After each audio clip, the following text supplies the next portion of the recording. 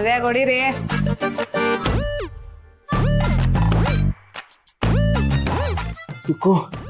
ಸಾಕು ಕಣೆ, ಆಗಲ್ಲ ಕಣೆ, ಸಾಕು ಕಣೆ. ಸಾಕಾಗಲ್ಲ, ಇನ್ನು 25 ಬಸ್ಗೆ ಹೊಡಿಬೇಕು. 25? 25 ವರ್ಷದ ಮಗಳಿದ್ರು ನಾಚಿಕೆ ಇಲ್ದೆ ಅದ್ ಯಾವ್ದೋ ಮಾಡೆಲ್ ಇಂದ ಸುತ್ತಿದಿರಲ್ಲ, ಅದಕ್ಕೆ ಈ ಶಿಕ್ಷೆ. ಅಂದ್ರೆ ಮುಂದಿನ ವರ್ಷ 26 ಹೊಡಿಬೇಕೇನೆ? ಯಾಕೆ? ಅವನಿಗೆ 26 ತುಂಬತ್ತಲ್ಲ. ಓ, ಹಾಗಾದ್ರೆ ನೀವು ವರ್ಷ ಪೂರ್ತಿ ಅವಳ ಹಿಂದೆನೆ ಅಲಿಬೇಕು ಅನ್ನೋ ಆಸೆನಾ? ತಮಾಷೆ ತಮಾಷೆ, ಬಸ್ಗೆ ಹೊಡಿತೀನಿ ನಾನು. ತಮಾಷೆ ಮಾಡ್ತಿದ್ದೀರೇನ್ರಿ? 25 ಬಸ್ಗೆ ಅಲ್ಲ, 50 ಬಸ್ಗೆ ಹೊಡಿಬೇಕು. 50? ಚಿಕ್ಕಪ್ಪ ಚಿಕ್ಕಪ್ಪ ಏನಾಯ್ತು? ಏನು ಇಲ್ಲ ಚಿರು, ಸುಮ್ಮನೆ ನಾಟಕ ಆಡ್ತಿದ್ದಾರೆ. ಚಿರು ಚಿರು, ಆಪತ್ ಭಾಗವಂತರ ಬಂದಿಲ್ಲ, ನಡೆಯೋ ಹೋಗ, ನಾನು ಕರ್ಕೊಂಡು ಹೋಗ ಇಲ್ಲಿಂದ. ಎಲ್ಗೋಗೋ ಚಿಕ್ಕಪ್ಪ? ನಾನು ನಿಮ್ಮನ್ನ ಮಾತಾಡ್ಸೋಣ ಅಂತ ಬಂದ್ರೆ ನೀವೇ ಬಿದ್ದೋಗಿದ್ರಲ್ಲ. ಅಂದ್ರೆ ಇದನ್ ಕಾಪಾಡಕ್ ಬರ್ಲಿಲ್ವಾ? ನಿಮ್ನೆಲ್ಲಿಂದ ಕಾಪಾಡ್ಲಿ? ನನ್ನ ಸಮಸ್ಯೆನೇ ಊರ್ ಬಾಗ್ಲಾಗಿದೆ. ನಂದು ಸೇಮ್ ಟು ಸೇಮ್. ಒಂದ್ಸರ್ತಿ ದಯವಿಟ್ಟು ದಿಶಾ ಅವ್ರ ಹತ್ರ ನಾನು ಏನ್ ಮಾತಾಡಿದ್ರು ದೀಪ ಅವ್ರ ಹತ್ರ ಬಂದು ಹೇಳ್ಬೇಡಿ. ಯಾಕಪ್ಪ? ಅವ್ರಿಗೆ ನನ್ ದಿಶಾ ಅವ್ರ ಹತ್ರ ಮಾತಾಡೋದು ಇಷ್ಟ ಇಲ್ಲ. ಓ, ಹಾಗಾದ್ರೆ ನಿನ್ಗೂ ರುಬ್ಬಿಂಗ್ ಎಲ್ಲ ನಡೀತೋ? ಆ ಥರ ಏನಿಲ್ಲ, ಅದ್ರವ್ರ ಕೋಪ ಮಾಡ್ಕೊಂಡು ಬಾಯಿಗೆ ಬಂದಂಗೆ ಬೈತಾರೆ. ಹೌದಾ? ದೀಪ ನಿನಗ್ ಬೈದ್ಲಾ? ಅದು ದಿಶಾ ವಿಷಯಕ್ಕೆ? ಅಲ್ಲ, ನಾನು ನಿಮ್ ತರನೇ ಫ್ರೆಂಡ್ಶಿಪ್ ಅಲ್ಲಿ ತಾನೇ ಅವ್ರ ಜೊತೆ ಮಾತಾಡ್ತಾ ಇರೋದು. ಹೌದು, ಮತ್ತೆ ಅದೇ ನೀನ್ ನನ್ನ ಹೆಂಡತಿಗೂ ಹೇಳಪ್ಪ. ಸುಮ್ಮನೆ ನನ್ನ ಮೇಲೆ ಅಪಾರ್ಥ ಮಾಡ್ಕೊಂಡಿದ್ದಾಳೆ. ಚಿಕ್ಕಮ್ಮ, ಸುಮ್ಮನೆ ಯಾಕೆ ನೀವು ಚಿಕ್ಕಪ್ಪನ ಮೇಲೆ ಅನುಮಾನ ಪಡ್ತೀರಾ? ಅವ್ರು ನಡ್ಕೊಳ್ಳೋ ರೀತಿನೇ ಅನುಮಾನ ತರಿಸುತ್ತೆ. ಏನ್ ಮಾಡೋದಪ್ಪ? ಅದಕ್ಕೆ ಸ್ವಲ್ಪ ಅದ್ಬಸ್ತರ್ ಇರ್ಲಿ ಅಂತ ಕ್ಲಾಸ್ ತಗೋತಿದ್ದೆ. ಕೇಳಿಸ್ಕೊಂಡ್ಯ ಚಿರು ಅವಳ ಮಾತು?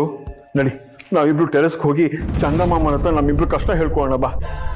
ಟಯರ್ಡ್ ಆಗಿದ್ದೀನಿ, ನಾನು ಎಲ್ಲೂ ಬರಲ್ಲ, ಬೇಕಾದ್ರೆ ಬೆಳಗ್ಗೆ ಸಿಗ್ತೀನಿ. ಆದ್ರೆ ಇನ್ಮುಂದೆ ದೀಪ ಅವ್ರ ಹತ್ರ ಮಾತ್ರ ಏನು ಹೇಳ್ಬಿಡಿ, ಹುಷಾರಾಗಿರಿ. ಗೊತ್ತಾಯ್ತಲ್ಲ ಯಾರ ಬುದ್ಧಿ ಹೇಗೆ ಅಂತ, ಹಂಗೆ ಮೇಂಟೈನ್ ಮಾಡ್ತೀನಿ ಬಿಡು. ಅಚ್ಚು, ಭಾವನೆ ಹೇಳ್ತಿದ್ರಲ್ಲ, ಕೆಲಸ ಮಾಡ್ಬೋದಲ್ವಾ? ನಿನ್ ಮೈಂಡ್ಗೂ ರಿಲೀಫ್ ಸಿಗುತ್ತೆ. ಪ್ಲೀಸ್ ಚಿರು, ಅವ್ರಿಗೆ ಕೆಲಸ ಮಾಡಿ ಅಂತ ಬಲವಂತ ಮಾಡ್ಬಿಡಿ. ಭಾವ, ನಿಮ್ಮಿಬ್ರ ಮಧ್ಯೆ ಎಲ್ಲ ಸರಿ ಇದೆ ತಾನೆ? ಏನಾದರೂ ಸಮಸ್ಯೆ ಇದ್ರೆ ಪ್ಲೀಸ್ ಹೇಳಿ. ಏನಿಲ್ಲ ಚಿರು, ನಾವಿಬ್ರು ಕಂಫರ್ಟಬಲ್ ಆಗೇ ಇದ್ದೀವಿ. ಬೇಕಿದ್ರೆ ಅರ್ಚನಾ ಅವ್ರನ್ನ ಕೇಳಿ. ಹಾಗೇನಾಗಿಲ್ಲ ಚಿರು, ನೀನೇನು ಯೋಚನೆ ಮಾಡ್ಬೇಡ. ನೀನು ಹೋಗಿ ಮಲ್ಕೋ, ಟೈಮ್ ಆಯ್ತು, ಬೆಳಗ್ಗೆ ಸಿಗ್ತೀನಿ. ನೀವಿಬ್ರು ಒಬ್ರನ್ನೊಬ್ರು ಎಷ್ಟು ಪ್ರೀತಿಸ್ತೀರಾ ಅಂತ ಗೊತ್ತು. ಆ ಪ್ರೀತಿ ಯಾವಾಗ್ಲೂ ಹಾಗೇ ಇರಬೇಕು, ಬದಲಾಗಬಾರ್ದು ಅಂತ ಬಯಸ್ತೀನಿ. ಒಂದ್ ವೇಳೆ ನಿಮ್ಮಿಬ್ರ ಮಧ್ಯೆ ಏನಾದ್ರೂ ಸಮಸ್ಯೆ ಬಂದ್ರೆ ದಯವಿಟ್ಟು ನನಗೆ ತಿಳಿಸಿ. ನಮ್ಮಿಬ್ರ ಮಧ್ಯೆ ಮನಸ್ತಾಪ ಬಂದಿದೆ. ಆಗಾಗ ನಾವು ಜಗಳ ಆಡ್ತಿರ್ತೀವಿ ಅಂತ ಯಾವ ಬಾಯಲ್ಲಿ ಹೇಳಿ ಚಿರು? ಅದನ್ನ ಕೇಳಿ ನೀನಾದ್ರೂ ಹೇಗ್ ನೆಮ್ಮದಿಯಾಗಿರ್ತೀಯ? ಐ ಆಮ್ ಸಾರಿ ಚಿರು, ನನ್ನ ಜೀವನನ ನಾನೇ ಸರಿ ಮಾಡ್ಕೊಳ್ತೀನಿ. ಈ ಮಾತು ನಿಮ್ಗೂ ಅನ್ವಯಿಸುತ್ತೆ ಬಾವ. ಅಚ್ಚು, ನೀನ್ ನನಗೆ ಬರೀ ಅಕ್ಕ ಅಲ್ಲ ಕಣೆ, ನನ್ನ ಎರಡನೇ ತಾಯಿ ತರ. ನಿನಗೆ ನೋವಾದ್ರೆ ನಾವು ತಡ್ಕೊಳಕ್ಕಾಗಲ್ಲ ಕಣೆ. ನಿನ್ ತಮ್ಮ ಅನ್ನೋನು ಬದುಕಿದ್ದಾನೆ ಅನ್ನೋದನ್ನ ಯಾವತ್ತೂ ಮರಿಬೇಡ ಭವ. ಅಚ್ಚನ್ ಜೋಕೋನ ಅವ್ರು ನೋಡ್ಕೊಳ್ಳಿ ಪ್ಲೀಸ್.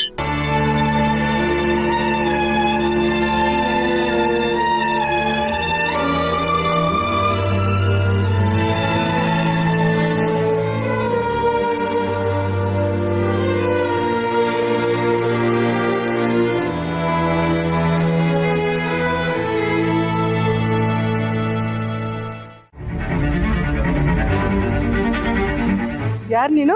ಎಲ್ಲಿಗೆ ಹೋಗ್ತಿದ್ಯಾ? ಅದು PGಗೆ ಹೋಗ್ಬೇಕಿತ್ತು. ನಿನ್ನ ಇಲ್ಲಿ ಯಾವತ್ತೂ ನೋಡೇ ಇಲ್ವಲ್ಲ? ನಾನಿಲ್ಲಿರಲ್ಲ, ನಮ್ಮ ಅಕ್ಕ ಇಲ್ಲಿದ್ದಾಳೆ, ಅವಳನ್ನ ನೋಡಕ್ಕಂತ ಬಂದೆ. ಅಕ್ಕನ? ಯಾರು? ರೂಪ ಅಂತ.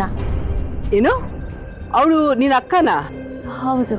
ಮತ್ತೆ ಇಲ್ಲಿ ಸೇರ್ಕೊಳ್ಳುವಾಗ ನನ್ಗೆ ಯಾರು ಇಲ್ಲ, ನಾನು ಅನಾಥೆ ಅಂತೆಲ್ಲ ಬಿಲ್ಡಪ್ ಕೊಟ್ಟು ಸೇರ್ಕೊಂಡ್ಲು. ಈಗ ನೋಡಿದ್ರೆ ನೀನು ತಂಗಿ ಅನ್ಕೊಂಡ್ ಬಂದಿದ್ಯಾ? ಇಲ್ಲ ಮೇಡಮ್, ನಾನು ನಿಜವಾಗ್ಲೂ ಅವಳ ತಂಗಿನೇ. ಬೇಕಿದ್ರೆ ಅವಳನ್ನ ಕರೆದು ಕೇಳಿ. ನಾನ್ಯಾಕೆ ಅವಳನ್ನ ಕರೀಲಿ? ಅವಳಿಗೆ ನೆಟ್ಟಿಗೆ ಬಾಡಿಗೆ ಕಟ್ಟೋ ಯೋಗ್ತಿನೇ ಇಲ್ಲ. ಮುಂಚೆ ಅವಳು ನನ್ನ ಬಾಡಿಗೆ ಕಟ್ಲಿ, ಆಮೇಲೆ ಅವಳನ್ನ ನೋಡಕ್ ಬಿಡ್ತೀನಿ. ಎಷ್ಟು ಬಾಕಿ ಇದೆ ಮೇಡಮ್? 3 ತಿಂಗಳದ್ದು ಸೇರಿ 15,000 ರೂಪಾಯಿ ಬಾಕಿ ಇದೆ. ಅದನ್ನ ಕಟ್ಟು, ಆಮೇಲೆ ಒಳಗೆ ಬಿಡ್ತೀನಿ.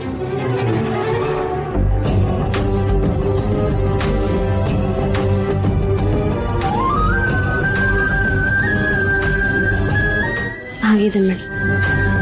ಆಯ್ತು, ಒಳಗೆ ಹೋಗಮ್ಮ.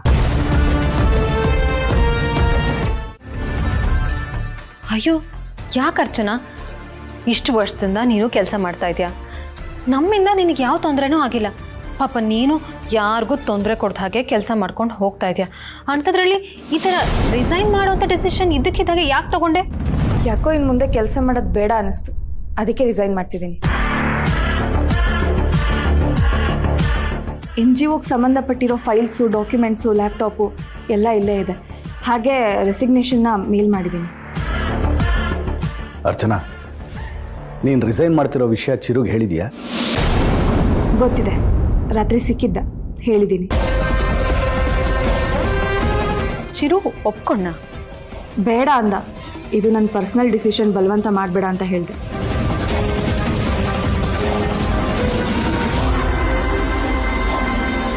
ಇನ್ನೊಂದ್ಸತಿ ಯೋಚನೆ ಮಾಡಮ್ಮ ಅರ್ಚನಾ. ಇದು ನನ್ನ ಕೊನೆ ನಿರ್ಧಾರ, ಪ್ಲೀಸ್ ಫೋರ್ಸ್ ಮಾಡಬೇಡಿ. ಬರ್ತೀನಿ.